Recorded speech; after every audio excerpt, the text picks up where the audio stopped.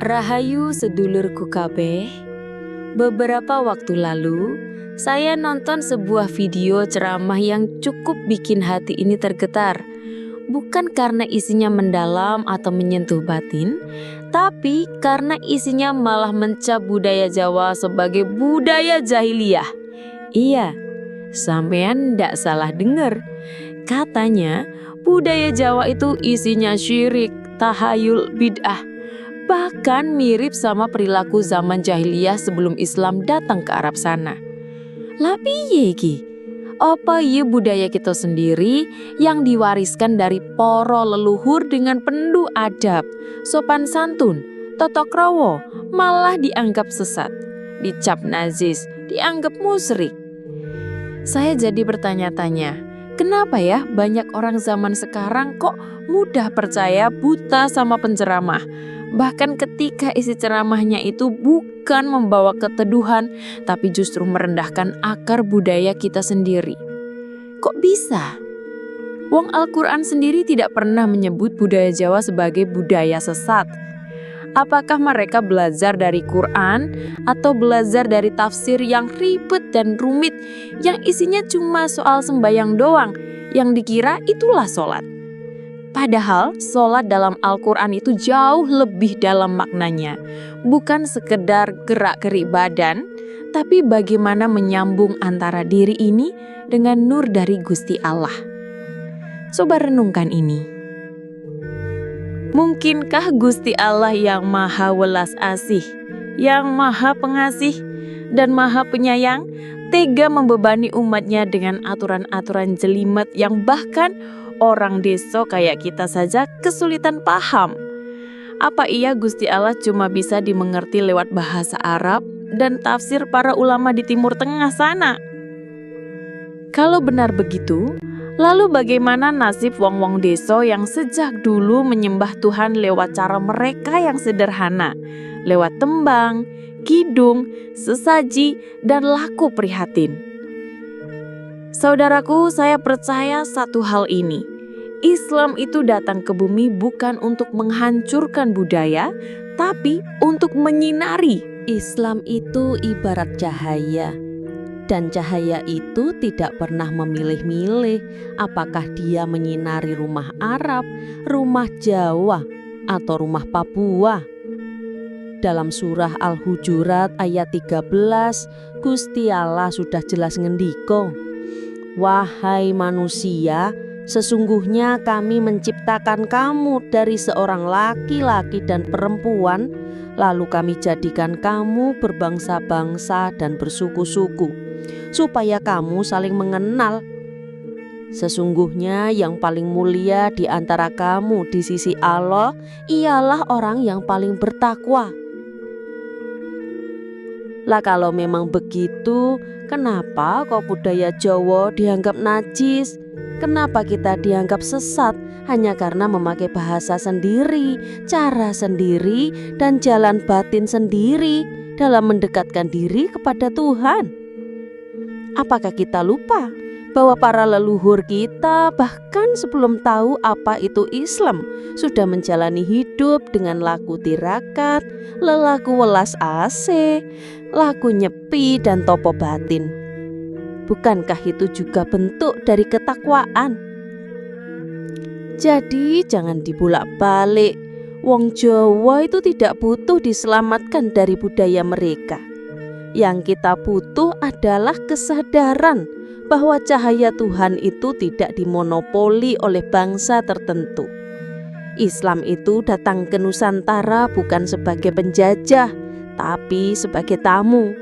Dan sebagai tamu mestinya datang dengan sopan, tahu diri, dan menyatu, bukan malah merusak dan menginjak-injak adat rumah tuan. Saya tahu mungkin ada dari sampean yang bertanya, "Loh Mbak, kenapa kok Ustadz itu menyerang budaya Jawa?" Jawaban saya sederhana, karena mereka tidak paham. Mereka hanya belajar Islam dari tafsir yang dikarang manusia, tafsir yang ditulis dalam konteks budaya dan sejarah Arab, bukan dari Al-Quran langsung, bukan dari nurani. Akhirnya mereka menilai budaya lain dari kacamata sempit. Lalu budaya yang tak mirip dengan budaya Arab langsung dicap bidah, sesat, musyrik. Padahal kalau kita mau buka surah Al-Baqarah ayat 2, Dzalikal kitabu la raiba fihi lil muttaqin. Kitab ini tidak ada keraguan di dalamnya sebagai petunjuk bagi orang-orang yang bertakwa.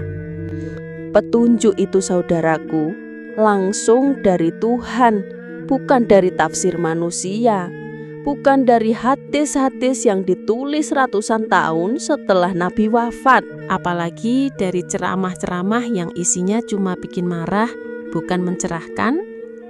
Jadi, kalau ada orang Jawa yang masih suka tembang, masih percaya leluhur, masih menghormati gunung dan sungai, jangan langsung dicap syirik. Siapa tahu itu cara mereka menyambung batin dengan Sang Pencipta. Karena dalam dunia Jawa, Tuhan itu bukan sekadar kata. Tuhan adalah rasa. Tapi coba renungkan, kenapa orang-orang sekarang justru lebih percaya omongan penceramah yang marah-marah, penuh ancaman, dan menyebut budaya Jawa sebagai jahiliyah? Kenapa bukan mencari sendiri petunjuk dari Al-Quran yang katanya kalam Allah? Saya pernah menonton sebuah ceramah di internet. Isinya menyebut budaya Jawa itu jahiliyah karena tidak sesuai syariat. Loh, kok gampang banget vonisnya? Padahal budaya Jawa itu banyak mengajarkan kesadaran diri, tepas liro, narimo ing pandum, unggah-ungguh, dan sopan santun yang sangat mendalam. Kalau budaya seperti itu disebut jahiliyah, lantas yang disebut ilmu dan petunjuk itu yang bagaimana? Yang bikin saya prihatin, banyak yang langsung percaya buta, tidak tanya dulu, tidak menyaring dulu. Padahal Allah berfirman dalam surah Al-Isra ayat 36, janganlah kamu mengikuti sesuatu yang kamu tidak memiliki ilmu tentangnya. Sesungguhnya pendengaran, penglihatan, dan hati semuanya itu akan dimintai pertanggungjawaban. Kata Allah sendiri, jangan asal ikut-ikutan. Jangan percaya omongan orang kalau kita sendiri belum tahu kebenarannya. Tapi kenapa justru banyak yang nurut sama tafsir hadis atau omongan penceramah yang bahkan seringkali tidak bisa menjawab pertanyaan kritis? Apakah karena kita diajarkan untuk takut duluan sebelum paham? Saya curiga jangan-jangan semua ini memang sudah didesain agar kita dijauhkan dari jati diri sebagai bangsa Jawa, dijauhkan dari akar batin kita, dijauhkan dari ketenangan nurani, dan diganti dengan ritual yang katanya syariat. Tapi nyatanya hanya sibuk urusan kulit, pakaiannya, caranya, arah tubuhnya, bukan hatinya. Sampai-sampai sembahyang pun dianggap beda dari sholat. Padahal di Jawa sejak dulu kata sembahyang itu bukan soal gerakan, tapi soal nyembah dengan hati yang terang. Soal ngansuka rasa marang kang murbeng tumodi. Apa ya Allah yang maha pengasih, maha tahu isi hati, masih membebani umatnya dengan ritual rumit, bacaan Arab yang tidak dipahami maknanya, arah kiblat tertentu, dan ancaman dosa kalau tidak hafal. Padahal Allah sendiri menyebut dalam surah Al-Baqarah ayat 286, Allah tidak membebani seseorang melainkan sesuai dengan kesanggupannya. Berarti nek ono sing bilang kalau tidak begini dosa, kalau tidak begitu kafir. Kita harus balik bertanya, itu firman Allah apa tafsir buatan manusia? Di sini saya tidak sedang menyuruh Anda melawan agama, bukan. Saya justru sedang mengajak Anda kembali ke Al-Quran secara utuh, tidak lewat filter orang lain. Jangan cuma ikuti kiutan. Jangan biarkan budaya luhur kita yang sejatinya selaras dengan tauhid dianggap sesat hanya karena tidak pakai baju Arab atau tidak hafal doa panjang. Di Jawa dulu orang tidak banyak bicara tentang surga neraka, tapi hidupnya penuh cinta kasih dan kerukunan. Di masjid dan di rumah sama-sama teduh, di ladang pun bisa nyambung dengan Tuhan. Karena yang mereka jaga adalah rasa, bukan sekedar ritual. Coba tanya hati kecil Anda, lebih murni mana? Leluhur Jawa yang nanam padi sambil nyebut asmu Gusti, atau orang zaman sekarang yang rajin sholat tapi suka menghina keyakinan orang lain? Loh, iya ya. Kalimat itu yang saya harapkan muncul dari Anda. Karena itulah tanda kesadaran mulai bangkit. Jawa itu tidak kurang ajar. Hanya saja banyak dari kita yang sudah lupa. Kita terlalu sibuk mengejar label agama, tapi melupakan hakikat sejati dari ajaran itu sendiri. Saya pernah duduk bareng dengan seorang sahabat tua. Ia petani, hidup di desa, tak tamat sekolah, tapi ucapannya kadang lebih dalam dari orang-orang yang tiap hari baca kitab tebal. Ia berkata, "Mbak, kenapa yo wong-wong saiki gampang banget ngecap salah, kafir, musyrik, bid'ah? Padahal ngaji Quran ae ora paham maknane, ngomong Arab tapi orang ngerti atine." Gusti, saya termenung. Bukankah itu kenyataan yang banyak kita lihat hari ini? Saya tidak sedang menyalahkan siapa-siapa, tapi saya cuma ingin mengajak Anda semua merenung. Kenapa bisa muncul anggapan kalau budaya Jawa itu jahiliyah? Di mana letak jahiliyahnya? Apakah karena tidak pakai sorban, tidak pakai peci Arab, tidak fasih membaca hadis? Padahal dalam surah Al-Baqarah ayat 286 Allah sudah menegaskan, la yukallifullahu nafsan illa wus'aha. Allah tidak membebani seseorang melainkan sesuai dengan kesanggupannya. Lalu kenapa seolah budaya yang penuh cinta kasih seperti nyadran, selamatan, sedekah bumi dianggap dosa dan sesat? Apa iya Allah membenci tradisi yang niatnya untuk mendoakan leluhur, untuk berbagi makanan dengan sesama, untuk merawat harmoni antara manusia, alam dan yang tak kasat mata? Bukankah itu justru nilai-nilai utama yang disebut dalam banyak surah?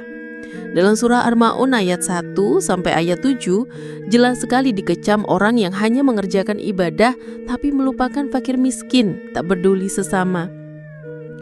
Bukankah banyak dari tradisi Jawa justru mengajarkan andap asor, tepas lira, iling lan waspodo? Itulah akar ajaran Jawa, hidup selaras, selamat dan saling menyelamatkan. Tapi kenapa ajaran luhur seperti ini dianggap jahiliyah? Karena banyak orang hari ini tidak melihat makna, mereka hanya meniru bungkus.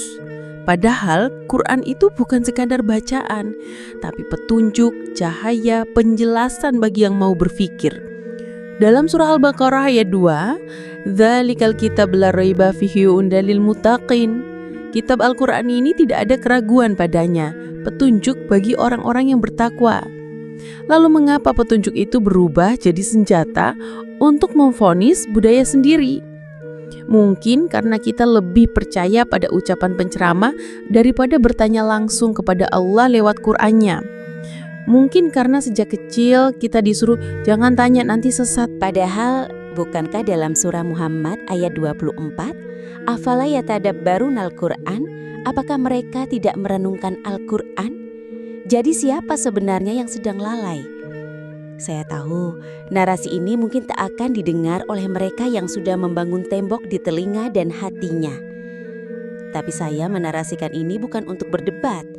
Saya hanya ingin mengajak Anda semua, keturunan Nusantara, orang-orang Jawa, Sunda, Bali, Dayak, Bugis, dan semuanya untuk kembali bangga pada akar spiritual kita. Kita ini bukan bangsa kafir, bukan bangsa jahiliyah. Kita adalah pewaris peradaban jiwa. Nenek moyang kita hidup dengan penuh kesadaran terhadap alam, terhadap makhluk halus, terhadap Gusti.